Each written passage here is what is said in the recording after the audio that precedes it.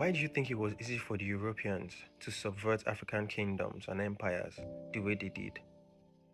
I mean, this is a very genuine question, and I really want to know. Why do you think it was easy for them to? I have a few reasons, I have a few hypotheses, but I just want to hear from you why you think it was that easy for them to do those things.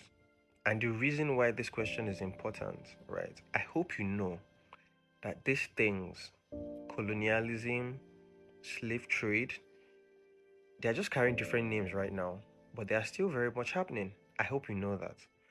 And if they're still very much happening, you need to understand why it happened in the first place, or how it was able to exist in the first place, for you to know how to then stop it right now. Because if you don't know how it began, then you wouldn't know how to stop it.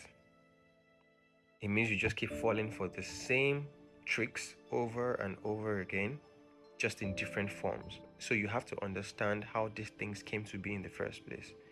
That's why this question is very important. So if you are seeing this, I want you to please put it down in the comments why you think it was easy for the Europeans to subvert African kingdoms. Of course, some Africans fought back, some empires fought back, some kingdoms fought back, but eventually, we know what Africa is today.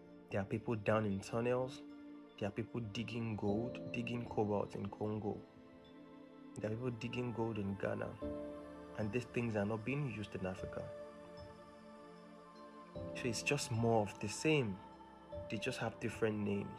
We have a lot of resources that are being exported and then being sold back to us. We can actually think. You realize that, right? Africans can actually think. So if we can think, why can't we think of a way out and provide for ourselves? There's something going on that you have to realize and understand. And until we realize how these things first happened, we are going to keep falling for the same tricks over and over and over again. So we have to understand the mindset or the reasons why they were able to conquer the land the first time. Because if you then figure that out, then you will know how to break later tricks. You know how to identify later tricks. It's very important.